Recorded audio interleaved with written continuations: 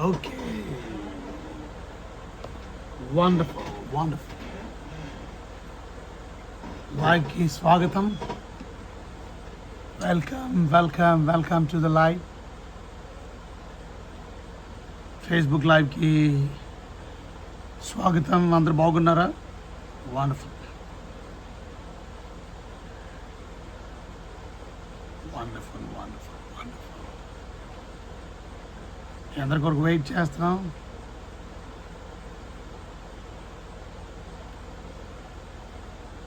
Okay.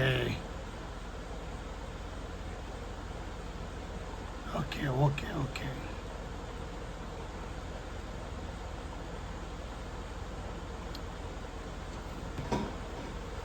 చాలా సంతోషం. దేవుని వాక్యాన్ని ప్రతిరోజు ఈ విధంగా లైవ్ ద్వారా వినడానికి దేవుడు మీకు, నాకు, మన అందరికీ ఇస్తున్న ఈ శ్రేష్టమైన సమయాన్ని బట్టి వందనాలు చెల్లిస్తున్నాను.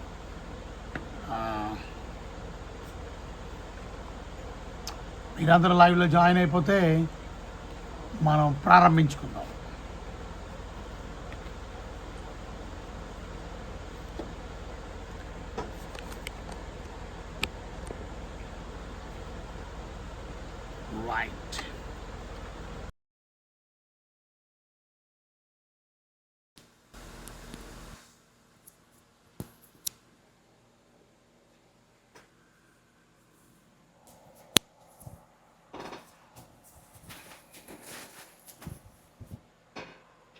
రైట్. రైట్.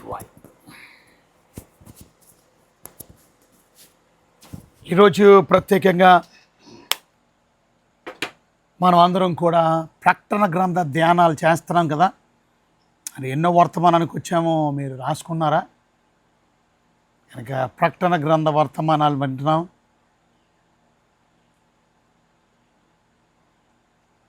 ప్రకటన గ్రంథంలో నుంచి నేను ఏ 40వ వర్తమానంకి వచ్చానో మరి నాకు తెలియదు. ఓకే, మీరు మాత్రం రాసుకుంటున్నారని అనుకుంటున్నాను. రైట్, చాలా సంతోషం. ప్రత్యేకంగా 4వ అధ్యాయంలో 5వ అధ్యాయంలో మనం ప్రకటన గ్రంథంలో పరలోకం గురించి మనం చూస్తాం. రైట్, 7 ఏళ్ళ శ్రమకాలంకి వచ్చాం మనం. ఆ భయంకరమైన 7 ఏళ్ళ శ్రమల్లో ఏ రకంగా మరి దేవుని ఉగ్రత భూమి మీద కుమ్మరించబడుతుందో మనం విన్నాం.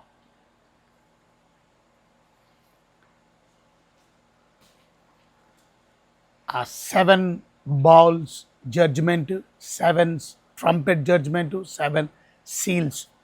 మొదటిది 7 సీల్స్, 7 సీల్స్, 7 ముద్రలు. రెండోది 7 ట్రంపెట్స్ అనగా 7 బోరలు. మూడోది 7 బౌల్స్ అనగా 7 పాత్రలు. తీర్పు మనం చూస్తున్నాం. సో ఇక్కడ మనం గమనించవలసిన విషయం ఏమిటంటే దేవుని యొక్క తీర్పు భూమి మీద ఏ విధంగా కుమ్మరించబడుతుందో మనము వింటూ ఉన్నాం.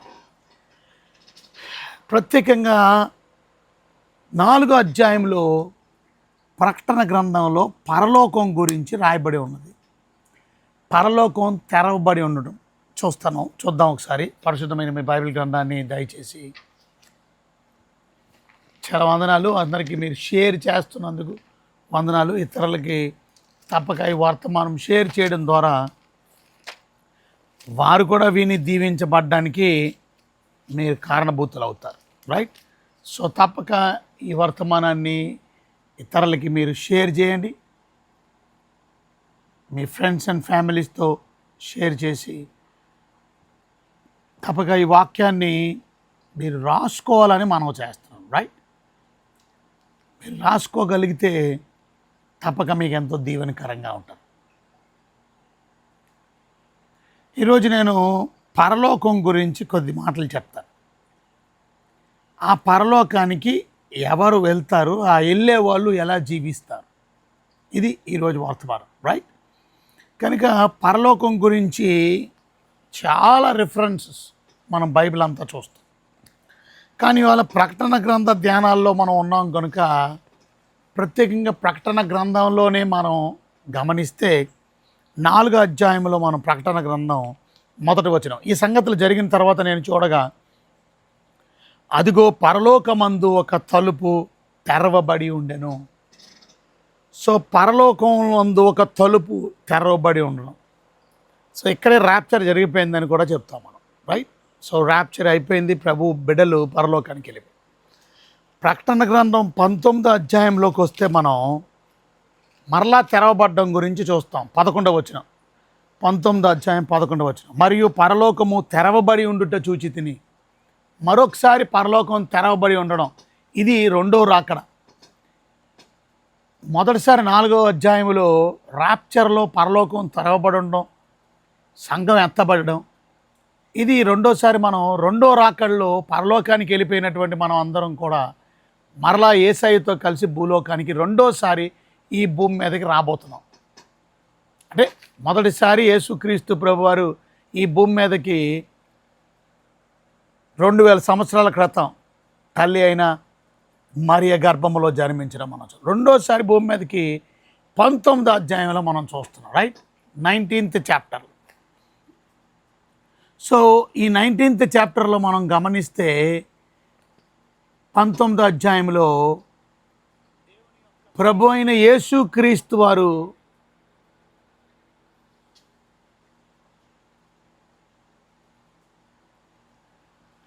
లైటింగ్ తగ్గినట్టుంది, చూస్తున్నాం. లైట్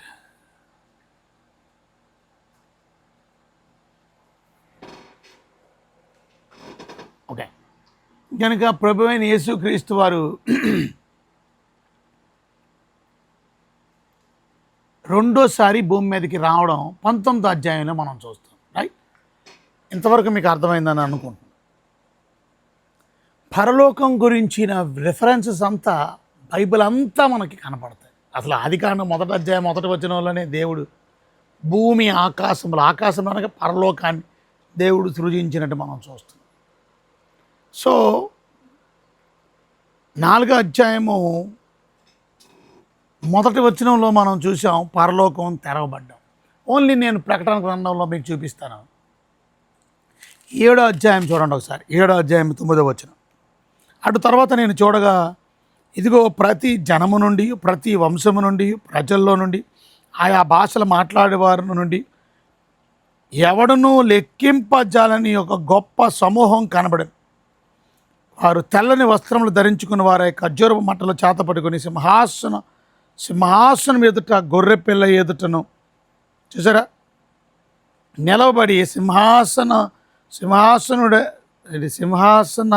ఆసీనుడైన మా దేవునికి గొర్రెపిల్లకి మా రక్షణకై స్తోత్రమని మహాశబ్దముతో ఎలుగెత్తి చెప్పిరి. ఎక్కడ ఇది? పరలోకంలో, రైట్?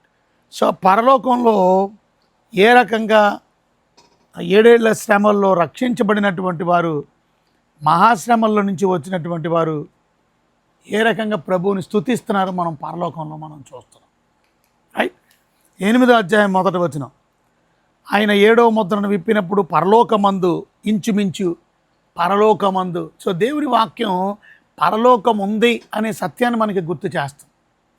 పరలోకమందు ఇంచుమించు అర్ధగంట సేపు నిశ్శబ్దం అయిపోయింది. సో హెవెన్ తప్పక ఉంది అనే సత్యాన్ని మాత్రం గుర్తుపెట్టుకోవాలి మనం. ఇంకా 11వ అధ్యాయం 6వ వచనంలో మనం చూస్తే 11వ అధ్యాయం 6వ వచనంలో తాము ప్రవచింపు దినములు వర్షము కురవకుండా ఆకాశం మూయుటకు వారికి అధికారము కలదు. చూసారా, ఆకాశం అంటే పరలోకాన్ని మూయడానికి చూసారా వాళ్ళకి అధికారం ఉంది. ఎవరాళ్ళు ఆ తర్వాత మనం చూద్దాం 2 విట్నెసెస్ గురించి. కానీ నేను మీకు పరలోకం గురించి చూపిస్తున్నాను. 12వ అధ్యాయము 7వ వచనాన్ని మనం చూస్తే అంతటా పరలోకమందు యుద్ధము జరిగాను. సో పరలోకం ఉంది అనే సత్యాన్ని మనం గుర్తుపెట్టుకోవాలా. ఈ సత్యాన్ని గుర్తుపెట్టుకోవడానికి మీకు రెఫరెన్స్లు మీకు చూపిస్తున్నాను. 13వ అధ్యాయం 13వ వచనం.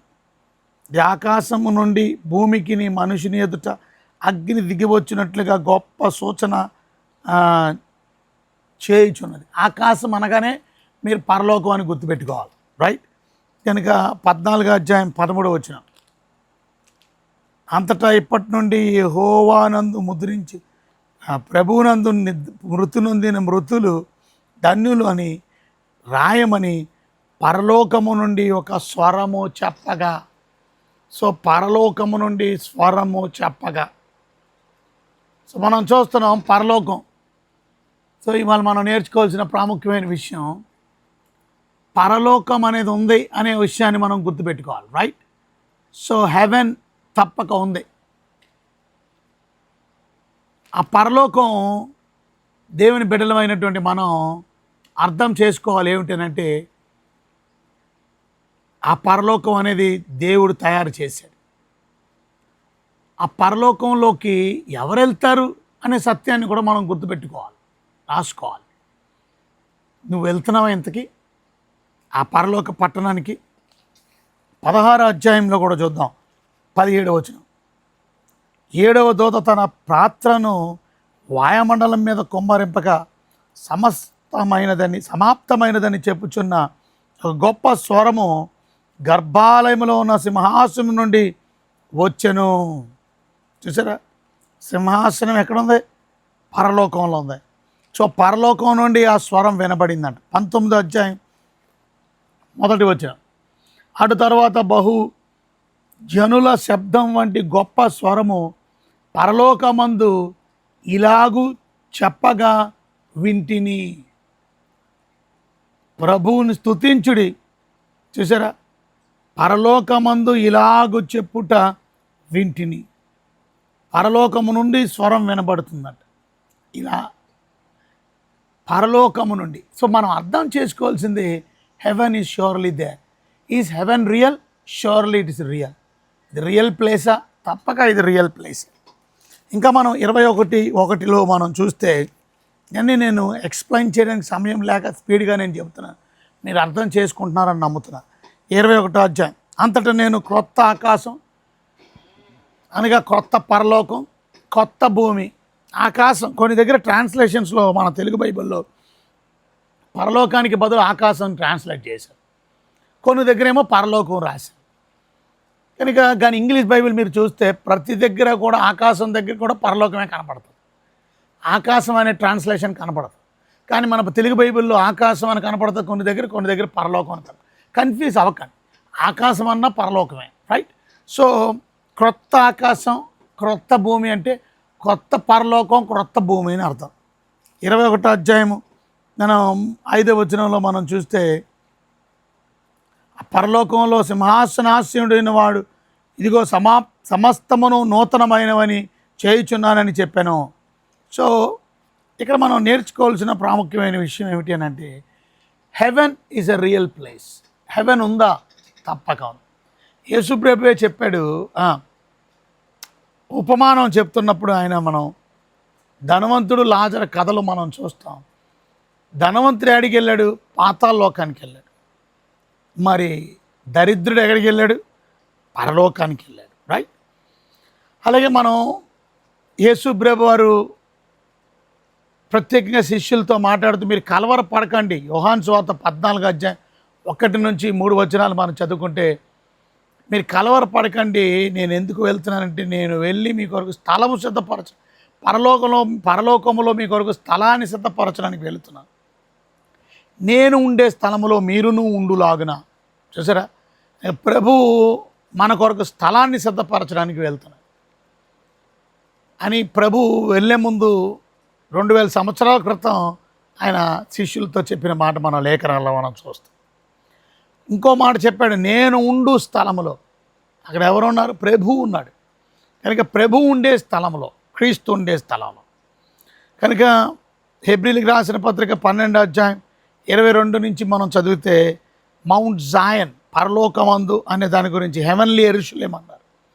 అది పరలోక యెరూషలేము పట్టణం అని మనం నేర్చుకో.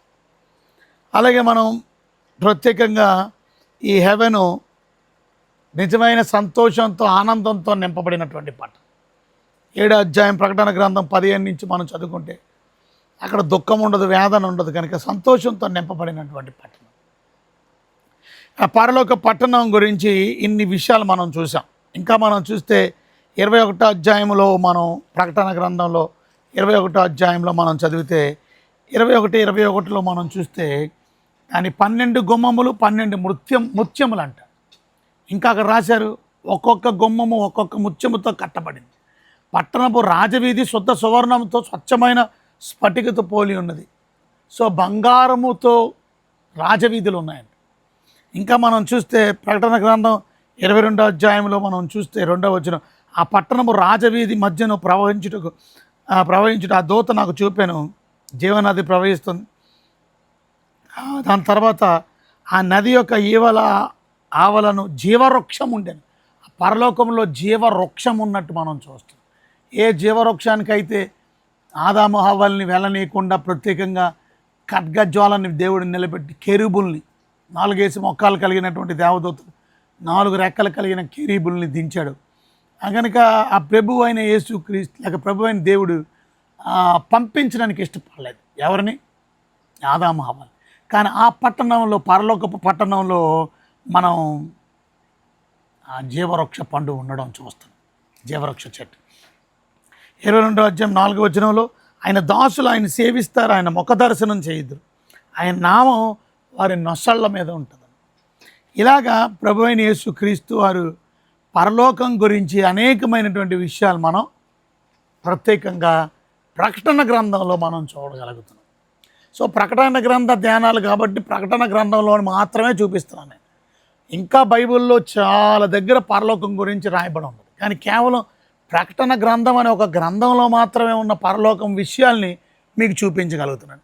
యోహాను గారు ప్రత్యేకంగా పరలోక పట్టణానికి వెళ్ళి ఆ పరలోక పట్టణంలో చూసినవన్నీ కూడా ఆయన రాయమని చెప్తే అవి రాసి ప్రకటన గ్రంథంలో మనకు రాసి పెట్టి ఉంచాడు. కనుక ఎవరు వెళ్తారు ఇంతకీ ఆ పరలోక పట్టణానికి? ఎవరైతే రక్షణ పొందుతారో వారు మాత్రమే వెళ్తారు. అందరూ వెళ్ళలేరు. ఈ దారి చాలా సంకుచితమై ఉన్నది, నేరో వే. అందుకనే మనకి మత్తయి సువార్తలు మనం 7వ అధ్యాయంలో మనం చూస్తే జీవమునకు పోవు ద్వారము అని అంటారు. సో జీవానికి వెళ్ళే మార్గం చాలా సంకుచితంగా ఉంటుంది, అంటే చాలా నేరో, అందరూ వెళ్ళలేరు. చదువుతాను చూడండి, మత్తయి సువార్తలో 7వ అధ్యాయంలో 13వ వచనంలో మనం చదివితే 7వ అధ్యాయం 13వ వచనం, ఇరుకు ద్వారమున ప్రవేశించుడి, నాశనమునకు పోవు ద్వారము వెడల్పు. చూసారా, నాశనానికి వెళ్ళిపోయే ద్వారం వెడల్పు, ఆ దారి విశాలమునై ఉన్నది, దాని ద్వారా ప్రవేశించేవారు అనేకులు. నాశనానికి పోయే ద్వారం చాలామంది వెళ్తున్నారు. ద్వేషభావాలు కలిగిన వాళ్ళు, కఠినమైన జీవితాన్ని కలిగిన వాళ్ళు, పిరికోళ్ళు, అవిశ్వాసులు, అసహ్యులు, నరహంతకులు, మాంత్రికులు, వ్యభిచారులు, విగ్రహారాధికులు, అబద్ధికులు, వీళ్ళందరూ నరకానికి వెళ్తారు. ప్రకటన గ్రంథం 21:8 పిరికివారు, అవిశ్వాసు, అసహ్యులు, నరహంతకులు, మాంత్రికులు, వ్యభిచారులు, విగ్రహారాధికులు, అబద్ధికులు అందరూ మండుగుండములో పాలు. అంటే పరలోకానికి వెళ్ళరనే కదా అర్థం. కనుక పరలోకంలోకి వెళ్ళేవాళ్ళు ఎవరు అనేది మనం చూస్తే నేరో మార్గంలోకి వెళ్ళేవాళ్ళు. అది చదువుతున్నాను చూడండి, 14వ వచనం, జీవమునకు పోవు ద్వారము ఇరుకు, ఆ దారి సంకుచితమునై ఉన్నది, దాన్ని కనుగొని వారు కొందరే. ఇవాళ కొందరిలో నేను ఉన్నానా అనేది ప్రశ్న వేసుకోవాలి. నువ్వు రక్షించబడ్డావా? మారు మనసు పొందావా? యేసుప్రభుని దేవుడిగా నమ్ముకున్నావా? అది దేవుడు లోకమును ఎంతో ప్రేమించను కాగా ఆయన అద్వితీయ కుమారునిగా పుట్టిన వానియందు విశ్వాసముంచి ప్రతివాడు నాశనానికి వెళ్ళడానికి బైబిల్ చెప్తుంది. ఈ పరలోక పట్టణం ఉంది అని నమ్మండి. ప్రభు చెప్పిన మాట, అబద్ధం కాదు, ఇది సత్యవంతుడు చెప్తున్న మాట. అది కనుక ఆ సత్యవంతుడు నిజమే చెప్తున్నాడు. దేవుడు లోకమును ఎంతో ప్రేమించను, ఆయన అద్వితీయ కుమారుడు యేసుక్రీస్తుని లోకానికి పంపించింది నువ్వు నేను కూడా విశ్వాసం ఉంచితే. నువ్వు విశ్వాసం ఉంచలేదా నరకమే తప్పదు, అది అర్థం. విశ్వాసం ఉంచేవాడు నరకం తప్పించబడతాడు. బైబిల్ చెప్తున్న విషయాలు నేను మీతో చెప్తున్నాను, రైట్? కనుక ప్రకటన గ్రంథంలో మనం చూస్తే 21వ అధ్యాయంలో మనం గమనించినట్లయితే 27వ వచనం, గొర్రె పిల్ల యొక్క జీవ గ్రంథమందు రాయబడిన వారే దానిలో ప్రవేశిద్దురు. అందరూ ప్రవేశించరు. నీ పేరు ఆ జీవ గ్రంథంలో రాయబడి ఉందా? చూడండి, చాలాసార్లు రోడ్డు మీద కనపడుతున్న స్థలాలన్నీ నాయే అని చెప్పుకోవచ్చు, కానీ నీది అని చెప్పాలి అని అంటే రిజిస్టర్ ఆఫీసులో నీ పేరు రాయబడి ఉండాలి. ఆ స్థలం నీ పేరు మీద రిజిస్టర్ అయి ఉండాలి కదా. ఈ స్కూల్లో నేను చదువుతున్నానని చెప్పొచ్చు, ఈ కాలేజీలో నేను చదువుతున్నానని చెప్పొచ్చు, కానీ ఆ స్కూల్ రిజిస్టర్లో నీ పేరు ఉండాలి, అటెండెన్స్ రిజిస్టర్లో నీ పేరు ఉండాలి. ఇవాళ పరలోకం రిజిస్టర్లో నీ పేరు లేనిదే నువ్వు పరలోకానికి వెళ్ళిపోవాలంటే రాసుంది. అది గొర్రెపిల్ల యొక్క జీవగ్రంథమందు రాయబడిన వారే. అది గొర్రెపిల్ల యొక్క జీవగ్రంథం, ల్యాంబ్స్ బుక్ ఆఫ్ లైఫ్. అలాగే 20వ అధ్యాయంలో 15వ వచనంలో జీవగ్రంథం అన్నారు. జీవగ్రంథమందు రాయబడిన వారు చూడండి, ఎవరి పేరైనను జీవగ్రంథమందు రాయబడినట్లు కనబడని ఎడల వాడు అగ్నిగుండములో పడవేయబడును. అది సో నువ్వు నేను పరలోకంకి వెళ్ళాలేనంటే నా పేరు జీవగ్రంథంలో ఉండాలి. జీవగ్రంథంలో నా పేరు లేకపోతే నువ్వు నేను కూడా పరలోకానికి వెళ్ళలేం. మరి ఆ పేరు రాయించుకున్నావా? మారు మనసు పొందావా? రక్షించబడ్డావా? పాపాన్ని విడిచిపెట్టావా? అది అందరూ వెళ్ళరు. పరలోకం అనేది రీయూనియన్ స్థలం అంట. మనం అందరం కూడా రేపు పొద్దున్న మన ఫ్యామిలీ మెంబర్స్ అందరినీ కలుసుకుంటాం అంట. మన కుటుంబ సభ్యులు ఎవరైనా చనిపోయిన వారు, మా అమ్మగారు చనిపోయారు, ఆమెను నేను కలుసుకుంటాను. మా నాన్నగారు చనిపోయారు, ఆమెను నేను కలుసుకుంటాను. మా నాన్నగారిని కలుసుకుంటాను, మా డాడీని, మా మమ్మీని కలుసుకుంటాను. మా మామయ్య గారు చచ్చిపోయారు, మా మామయ్య గారిని కలుసుకుంటాను. మా తాతగారు చచ్చిపోయారు, ఆమెని మా అక్క చనిపోయింది, ఆమెని కలుసుకుంటాను. చూసారా, యేసు ప్రభువుని నమ్ముకున్న వారు ఎవరు చనిపోయినా మా ఫ్యామిలీ మెంబర్స్లో మాత్రమే కాదు, మా చర్చిలో చాలామంది రక్షించబడి చనిపోయిన వారు ఉన్నారు. వారందరినీ నేను కలుసుకుంటాను నేను పరలోకానికి వెళ్ళిన తర్వాత. సో తప్పక అది రీయూనియన్ స్థలం మాట. తప్పక మనం అందరం మన లవ్డ్ వన్స్ అందరినీ కలుసుకునే స్థలం పరలోకం. సో పరలోకం మన యొక్క స్వాస్యం అని బైబిల్ చెప్తుంది. పేతురు రాసిన మొదటి పత్రికలో మనం చూస్తే, పేతురు గారు రాసినటువంటి మొదటి పత్రికలో 1వ అధ్యాయం 4వ వచనంలో చూసారా, జీవముతో కూడిన నిరీక్షణ మనకు కలుగునట్లు అనగా అక్షయము నిర్మలమైన వాడబారని స్వాస్యము చూసారా మనకు కలుగునట్లు ఆయన తన విశేష కనికరం చెప్పిన మనలా జన్మింపజేశారు. సో మన ఆస్తి మాట. రక్షించబడినటువంటి వారు తప్పక ఆ పరలోకం చూడండి రాసింది. రక్షణ 5వ వచనం, కడవరి కాలమందు బయలుపరచబెట్టుకు స్థిరముగాను ఉన్న రక్షణ మీకు కలిగినట్లు. ఏం రక్షణ అంతా? కడవరి కాలమందు బయలుపరచుటకు సిద్ధముగానున్న రక్షణ. మనకు రక్షణ కలగలేదా? కలిగింది, కానీ సిద్ధముగానున్న రక్షణ, దాన్నే సంపూర్ణ రక్షణ అంటారు, గ్లోరిఫికేషన్ అంటారు. One day you and me will be glorified. అది గ్లోరిఫికేషన్. రక్షణ మనం అప్పుడు పొందుకుంటాం. ఇప్పుడు పొందుకున్న రక్షణ తప్పక మనం రక్షించబడతాం. పాప శిక్ష నుండి రక్షణ, దాన్ని జస్టిఫికేషన్ అంటారు. అలాగే ప్రతిరోజు అనుదిన రక్షణ మనం పొందాలి, దాన్ని శాంక్టిఫికేషన్ అంటారు, ప్యూరిఫికేషన్ అంటారు. ప్రతిరోజున రక్షించబడాలి, అనుదినము రక్షించబడాలి. అలాగే ఒకరోజు మనం తప్పక శాశ్వతమైన రక్షణ లేక సంపూర్ణ రక్షణ, ఆ రక్షణని గ్లోరిఫికేషన్ అంటారు, సంపూర్ణ రక్షణ. ఆ రక్షణ కడవరి కాలములో బయలుపరచబడుటకు సిద్ధముగా ఉన్నటువంటి రక్షణ. ఆ రక్షణ కలుగునట్లు విశ్వాసము ద్వారా దేవుని శక్తి చేత కాపాడబడు మీ కొరకు ఆ స్వాస్యం ఎక్కడుందంట? పరలోకమందు భద్రపరచబడి ఉన్నది. పరలోకములో మన కొరకు చూసారా, పరలోకానికి వెళ్ళిన తర్వాత మనం సంపూర్ణ రక్షణ, ఇక పాపం చెయ్యం. సో ఇక సంపూర్ణమైన రక్షణలో మనం ప్రభుతో పాటు నిత్య మహిమలో ఆనందిస్తాం, ప్రభుతో పాటు మనం జీవిస్తాం. చూసారా, కనుక అక్కడ ఏమాత్రం ఇక పాపం ఉండదు. అది అటువంటి గొప్ప స్థలానికి దేవుడు నిన్ను తీసుకొని వెళ్తున్నాడు. మాటలో చెప్పాలంటే క్రీస్తు ఉండే స్థలం, దేవుడు ఉండే స్థలం. అందుకని పౌలు అంటాడు, నేను వెడలిపోయి క్రీస్తుతో కూడా ఉండాలని అపేక్ష కలిగి ఉన్నానంటాడు. నేను వెడలిపోయి క్రీస్తుతో కూడా. చూసారా, కనుక క్రీస్తు ఉండి అక్కడ మనతో పాటు ఆ పరలోకం అంతా చూసారా ఎంత గొప్ప విషయం. ఆ పరలోక మహిమను, ఆ పరలోక సంతోషాన్ని నువ్వు నేను కూడా అనుభవించాలి అంటే నువ్వు రక్షించబడాలి. ఒకవేళ మీ కుటుంబంలో ఇంకెవరైనా రక్షించబడకపోతే, రక్షించబడిన తర్వాత నెక్స్ట్ స్టెప్ నువ్వు నీ విశ్వాసం ఉంచావని పబ్లిక్ కన్ఫెషన్, బాప్తిసం తీసుకోవాలి. బాప్తిసం రక్షణ కాదు, కానీ రక్షించబడిన తర్వాత పబ్లిక్ కన్ఫెషన్, తప్పక నేను ప్రభు బిడ్డని అని నువ్వు సాక్ష్యం చెప్పడానికి బాప్తిజం తీసుకో.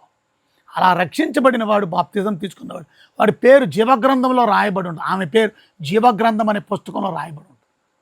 వారు సత్యమైన భక్తి కలిగిన మార్గంలో నడుస్తారు. అది వారు ప్రభు కొరకు బ్రతుకుతారు, ప్రభు కొరకు జీవిస్తారు, ప్రభు కొరకు నమ్మకమైన సాక్షులుగా జీవిస్తారు. అది అట్టి జీవితాన్ని నువ్వు నేను జీవించాలని దేవుడు కోరుకుంటున్నాడు. ఆ విధంగా నువ్వు నేను బ్రతకాలని దేవుడు కోరుకుంటున్నాడు. నిన్న 21వ తారీఖు అనగా నిన్న ఆదివారం ప్రత్యేకంగా మనం చూస్తే ఇక్కడ అమెరికాలో ఒకరిని చంపేశారు, ఒక ఇవాంజలిస్ట్ని. ఆయన పేరు చార్లీ కిర్క్ అనే వ్యక్తి.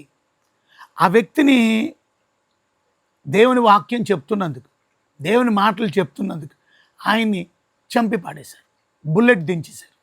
ఆయన మెడ దగ్గర బుల్లెట్ దిగిపోయింది. ఆయన కూతురు అక్కడే ఉంది, ఆయన కుమారుడు అక్కడే ఉన్నాడు, వాళ్ళ భార్య అక్కడే ఉంది. ఆ దెబ్బకి పరిగెత్తుకొని బయలుదేరి వెళ్ళిపోతున్నాడు వాళ్ళ అమ్మాయి తెలియక. చూసారా, మా నాన్న ఏమైపోయాడు, మా నాన్న పడిపోయాడు ఏంటి, మా నాన్న గొంతులో నుంచి రక్తం వచ్చేస్తుందేంటి. ఎంత దుర్మార్గం అండి అది, ఎంత భయంకరం అండి అది. ఇవాళ మీరు అర్థం చేసుకోవాల్సిన ప్రాముఖ్యమైనటువంటి విషయం, ఆ వ్యక్తి ఏం చెప్పాడు, ప్రభు గురించి చెప్పాడు. ఆ వ్యక్తి చాలాసార్లు చెప్పిన మాట ఏంటంటే బైబిల్ చదువుకోండి, అమెరికా మరలా తిరిగి వైభవాన్ని తీసుకురావాలి అనే కోరికతో ఆ మూమెంట్ తీసుకొచ్చాడు. కనుక భారతదేశం దేవుని వాక్యంతో నింపబడ్డానికి నువ్వు ఏ రకంగా దేవుని వాక్యాన్ని బోధిస్తున్నావు, చదవండి అని చెప్పాడు ఆయన. ఇంకేం చెప్పాడు, ఆ వాక్యాన్ని ఒబే చేయండి, లోబడండి, ఆ వాక్యాన్ని నేర్చుకున్నది ఇతరులకి చెప్పండి అన్నాడు. తప్ప సత్యం ప్రకటించాడు. నిన్నటి దినం ఆయన ఫ్యూనరల్ సర్వీస్, ఆయన మెమోరియల్ సర్వీస్. ఆయన చనిపోగానే ఎంత విప్లవము, ఎంత ఉద్యమం రగిలింది అంటే అమెరికాలో ఇంతమంది జనం, ఫుట్బాల్ స్టేడియం అంతా నిండిపోయిందండి. చూసారా, ఆ గ్రాండేల్లో ఉన్నటువంటి ఫుట్బాల్ స్టేడియము ఆ చార్లీ కిర్క్ ఫ్యూనరల్ సర్వీస్కి ఎంతమంది జనం, దగ్గర 70,000 మంది ఒక ఫ్యూనరల్ సర్వీస్కి వచ్చారు. 70,000 మంది ఆయన యొక్క సమాధి కార్యక్రమానికి. ఎవరు ఆయన, ఒక సువార్థికుడు అంతే, ఒక నమ్మకమైన సువార్థికుడు. ప్రపంచంలో నాయకులు లేక నేషనల్ లీడర్స్ని కదిలించాడు. మొత్తం పెద్ద నాయకులు అందరూ వచ్చేసారు. అమెరికా దేశపు ప్రధానమంత్రి లేకపోతే ప్రెసిడెంట్ వచ్చేసాడు, ట్రంప్ గారు వచ్చాడు ఆయన ఫ్యూనరల్ సర్వీస్కి. ఆయన ఎంత ప్రభావితం చేశాడు దేశాన్ని. చూసారా, ఇవాళ సత్యాన్ని ప్రకటించేవాడుగా, వాక్యాన్ని ప్రకటించేవాడుగా వైస్ ప్రెసిడెంట్, పెద్ద నేషనల్ లీడర్స్ అందరూ వచ్చారు. అంత మాత్రమే కాదు, బిలియనియర్లు, మల్టీ బిలియనియర్. ఒక మాటలో చెప్పాలంటే మీకు తెలుసు, ఎలన్ మస్క్ అనే వ్యక్తి, ఆయన కూడా అటెండ్ అయ్యాడు. అంటే పేదవారు ధనవంతులని కాదు, అందరినీ అతని యొక్క వాక్యం ప్రభావితం చేసింది. అతని మరణం ఎంత విప్లవం తీసుకొచ్చింది అని అంటే, ప్రెసిడెంట్ ట్రంప్ అన్నాడు, ఇది ఫ్యూనరల్ సర్వీస్ లాగా లేదు, ఇది రివైవల్ సర్వీస్ లాగా ఉంది అని అన్నాడు. ఇది ఉజ్జీవ కూటం లాగా ఉంది, ఇది ఫ్యూనరల్ సర్వీస్ లాగా లేదు అని ఆయన ప్రత్యేకమైనటువంటి ఎక్స్లో పోస్ట్ చేశాడు ఆయన. ఈరోజు మనం నేర్చుకోవాల్సిన ప్రాముఖ్యమైన విషయం, దేవుని బిడ్డలు రక్షించబడి ఆ గొప్ప దేశం కొరకు సిద్ధపడతారు. అది ఇప్పుడు ఎక్కడున్నాడు, ఆ పరలోక రాజ్యంలో ఉన్నాడు. అది చూసారా, పరలోకంలో దేవుణ్ణి స్తుతించడానికి పాటలు పాడారు. వర్ది ఈజ్ ద ల్యాంప్, నువ్వు యోగ్యుడు నాయన. చూసారా, మనం మొన్న చెప్పుకున్నాం 4వ అధ్యాయం 5వ అధ్యాయం ప్రకటన గ్రంథంలో ఆ దేవుణ్ణి స్తుతించే పాటలు. వర్ది ఈజ్ ద ల్యాంప్, నువ్వు యోగ్యుడు, నువ్వే యోగ్యుడు, పరిశుద్ధుడు నువ్వు, ఇదిగో పరిశుద్ధుడు పరిశుద్ధుడు పరిశుద్ధుడు అని ఆయన కొనియాడతారు పరలోకంలో. ఆ పాటలు పాడారు.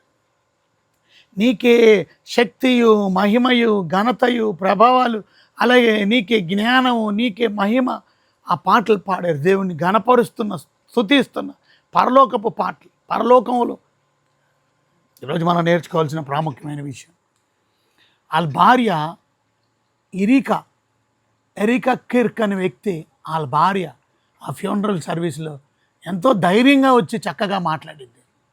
ప్రెసిడెంట్ ట్రంప్ గారు అయిపోయిన తర్వాత కూడా ఆమెను మళ్ళీ పిలిచి ఆమెని హత్తుకొని ఆమెని ధైర్యపరిచాడు. ఒకటిసారి కాదు, 2 సార్లు కాదు, 3 సార్లు ఆమెని హత్తుకొని ఆమెని ధైర్యపరిచాడు. ఆమె చెప్పిన మాటలు ఆ అమెరికా మొత్తం అందరినీ టీవీల దగ్గర హత్తుకొని కొన్ని వేల లక్షల మంది చూస్తున్నారు. ఓ పక్కనేమో ఆ ఫుట్బాల్ స్టేడియం 70,000 మంది నిండిపోతే ఇంకా జనాలు ఒక 30,000-40,000 మంది బయటే ఉన్నారు. లోపలికి వెళ్ళడానికి అరిజోనా ఫుట్బాల్ స్టేడియంలో, అరిజోనాలో ఉన్నటువంటి ఆ ప్రత్యేకమైనటువంటి గ్రాండేల్లో ఉన్నటువంటి ఆ స్టేడియం నిండిపోయింది. ఆమె ఒక మాట చెప్పింది, అది నా కళ్ళమ్మడ కూడా నీళ్ళు వచ్చేసినాయి. నేను లైవ్ టెలికాస్ట్ని చూస్తున్నాను. ఆమె చెప్పిన మాట ఏంటో తెలుసా? నా ప్రభు, నా రక్షకుడు, నా యేసయ్య సిలువ మీద ఆయన పలికిన మాట, తండ్రి వీరేం చేయుచున్నారో వీరెరుగరు కనుక వీరిని క్షమించండి. బా, what a statement! For they do not know what they do, forgive them అని ప్రభు చెప్పాడు. నేను నా భర్తని చంపేసినటువంటి ఆ యవనస్తుణ్ణి నేను కూడా క్షమిస్తున్నాను. ఏం స్టేట్మెంట్ అండి! ఐ ఫర్గివ్ హిమ్ అన్నది. అందరూ లేచి నిలబడరు, స్టేడియంలో ఉన్న వాళ్ళు అందరూ ఏడుపుతో, కళ్ళమ్మడితో. ఇది క్రైస్తవులు జీవించే విధానం. ఇది దేవుని బిడ్డలు, రక్షించబడిన వారు, పరలోకానికి వెళ్ళే వాళ్ళు ఎలా బ్రతుకుతారంటే ఆమె ఒక సాక్షిగా చూపించింది. అది ఒక మిషనరీ ఒక ఊరు వెళ్తే ఆ ఊరిలోని ఒక ట్రైబల్ ఏరియా జిమ్ ఎలియట్ అనే వ్యక్తి చూసారా, చంపేశారు ఆయన్ని, బాణంతో పొడిచి చంపేశారు. ఏ బాణంతో పొడిచి చంపేసిన ఆ చచ్చిపోయినటువంటి ప్రాంతానికి జిమ్ ఎలియట్ భార్య అక్కడికి వెళ్ళి సువార్త ప్రకటించింది. ఈ చార్లీ కిర్క్ వెళ్ళే సంఘానికి పాస్టర్ గారు అన్నాడు, ప్రస్తుతం జిమ్ ఎలియట్ భార్య ఎలాగైతే ఆ దినాల్లో ఎన్నో సంవత్సరాల క్రితం జరిగింది, మోడర్న్ డే జిమ్ ఎలియట్ భార్య ఎవరో కాదు, ఎరికా కిర్క్ అన్న. ఏం స్టేట్మెంట్ ఇచ్చాడండి! మోడర్న్ డే ఎరికా కిర్క్ అని ఎవరు అంటే జిమ్ ఎలియట్ భార్య, మోడర్న్ డే ప్రస్తుతం ఉన్నటువంటి అలాంటి సమర్పణ కలిగిన స్త్రీ అని చెప్తారు. ఎంత రివైవల్ వచ్చింది! నిజమైనటువంటి విశ్వాసులు ఎలా బ్రతుకుతారు? పరలోకానికి వెళ్ళే విశ్వాసులు. ఇది బ్రతికే విధానం. చూసారా, ఎంతమంది నన్ను భర్తను చంపేసిన వాడిని జైల్లో పెట్టాలా, వాడు ఉరిశిక్ష తీసేయాలా, ఇది కాదు కోరుకుంటుంది. నేను క్షమిస్తున్నాను, ఐ ఫర్గివ్ హిమ్. ఇంకొక మాట అనింది, ఇలాంటి యవనస్తుల కొరకే నా భర్త సిద్ధపడ్డాడు, ఇలాంటి యవనస్తుల్ని రక్షణలో తీసుకురావడానికే నా భర్త ఎంతో కష్టపడ్డాడు, ఇలాంటి యవనస్తుల్ని దేవుళ్ళలోకి నడిపించడానికే నా భర్త శ్రమ పడ్డాడు కనుక ఆ యవనస్తుడికి రక్షించబడాలని కోరుకుందన్నమాట. ఇది దేవుని బిడ్డ. ఒక చిన్న వయసులో 31 సంవత్సరం వయసులో ఆయన చేయవలసిందంతా చేసి వెళ్ళిపోయాడు. ఇవాళ శాశ్వతమైంది పరలోకం, దాని కొరకు సిద్ధపడండి. ఈ భూమి మీద మనం ఎంత సంపాదించుకున్నా, ఎంత పేరు ప్రఖ్యాతలు వచ్చినా ఒకరోజు ఈ లోకాన్ని మనం విడిచిపెట్టాలి. శాశ్వతమైంది పరలోకం, నిరంతరం ఉండేది పరలోకం. పరలోకపు పౌర హక్కు కలిగినటువంటి వారంగా యేసు ప్రభువుని నమ్ముకున్న బిడ్డలం ఆయన కొరకు బ్రతకండి. ఎలా బ్రతుకుతాం? ఇది జీవించే విధానం. ఈ రకంగా నువ్వు నేను బ్రతికి దేవునికి మహిమకరంగా బ్రతకండి, దేవునికి ఇష్టకరంగా బ్రతకండి. అది పరలోకం అంటే ఏంటో తెలుసుకున్నాం, ఎవరు వెళ్తారో తెలుసుకుందాం. రేపు మరొక నూతనమైన వర్తమానంతో మనం కలుసుకుందాం. అంతవరకు సెలవు. కళ్ళు మూసుకొని ప్రార్థన చేసుకుందాం. ప్రభా, మీకైనా వందనాలు. క్రైస్తవుడు ఎలా బ్రతుకుతాడు, యేసు ప్రభువుని నమ్ముకొని పరలోకానికి వెళ్ళే వాళ్ళు ఎలా జీవిస్తారు, క్షమించే గుణం, అపకారాన్ని మనసులో ఉంచుకోలేని ప్రేమించే గుణం, రక్షణ సువార్తను ప్రజలకు అందించే గుణం. భర్త ఫ్యూనరల్ సర్వీస్లో కూడా ఎరికా సువార్తను ప్రకటించింది, దేవుని మాటలు బోధించింది, ఆయన ప్రేమ సందేశాన్ని తెలియపరిచింది. ఎందుకంటే నేను కూడా ఒకరోజు అక్కడికి వెళ్ళాలని ఎంత గొప్ప విషయాలు నేర్చుకున్నాను. ఇవాళ పరలోకం ఉంది అనే విషయాన్ని మాకు తెలియపరుస్తున్నారు. ఆ పరలోకానికి ఎవరు వెళ్తారు? నిజమైన స్థలం అది. ఈ రక్తంలో కడగబడినటువంటి వారు, ఎవరి పేరైతే జీవగ్రంథం రాయించుకుని ఇరుకు ద్వారంలో ప్రవేశించు. నాశనానికి వెళ్ళే ద్వారం చాలా విశాలంగా ఉంటుంది. ఇష్టానుసారంగా బ్రతుకుతారు. వారు ద్వేషాలతో బ్రతుకుతారు, కక్షలతో బ్రతుకుతారు, కార్పణ్యాలతో బ్రతుకుతారు, కుళ్ళి కపటంతో బ్రతుకుతారు, ద్వేష భావాలతో బ్రతుకుతారు. కానీ దేవుని బిడ్డలు అలా కాదు, వేరుగా బ్రతుకుతారు, ఆత్మానుసారంగా నడుచుకోండి. అట్టి జీవితాన్ని మాకు దయచేయమని, ఈ వాక్యాన్ని వింటున్న ప్రతి బిడ్డని మీ దీవెనలతో నింపి మీ రాజ్యం రాకడ కొరకు సిద్ధపరచమని, అలాంటి గ్రేట్ గొప్ప ఉజ్జీవం మా సంఘాల్లో, మా దేశంలో కూడా మీరు దయచేయమని యేసయ్య ఘనమైన నామములో మిక్కిలినంత బ్రతిమలాడి స్తుతించి ప్రార్థించి అడిగి వినంత వేరుకుంటున్నాను మా తండ్రి. Amen. So God bless you. దేవుడు మిమ్మల్ని దీవించును గాక, ఆశీర్వదించును గాక. Praise the lord. మీ అందరూ లైవ్లో ప్రతిరోజు వాక్యాన్ని వింటున్నటువంటి మా ప్రియులైన మీకు ప్రత్యేకమైన వందనాలు. దేవుడికి కృతజ్ఞత వందనాలు తెలియపరుస్తున్నాను. మీకున్న ప్రేమను బట్టి మంచి జీవితాన్ని జీవిద్దాం, ప్రేమ కలిగి బ్రతుకుదాం, ప్రేమను చాటు చెబుదాం, క్షమాగుణం కలిగి బ్రతుకుదాం, ఆ పరలోకం కొరకు సిద్ధపడదాం. Chandu Prithams, praise the Lord, God bless you. Aksha Kalyani, praise the Lord, God bless you. Sunitha Ellamelli, praise the Lord, God bless you. కనుక మీ అందరికీ ప్రత్యేకమైన వందనాలు. దేవుని వాక్యాన్ని ప్రతిరోజు ఈ విధంగా లైవ్లో వీక్షిస్తున్నటువంటి మా ప్రియులైన మీకు అందరికీ రతనరాజు గారు, ప్రైజ్ ద లార్డ్. అలాగే Mahima Kumari Bejjam, praise the Lord అమ్మ, God bless you. Vinosh, praise the Lord. Lakshmi, praise the Lord. Niha, praise the Lord. Mahima Jyothi, Lakshmi, praise the Lord. రతనరాజు గారు, Ganji, praise the Lord. Duru Emmanuel, praise the Lord. Pastor Raju Sukku గారు, praise the Lord, God bless you. Raju Sukku గారు ఎలా ఉన్నారు? Praise the Lord, God bless you, God bless you. Love you all.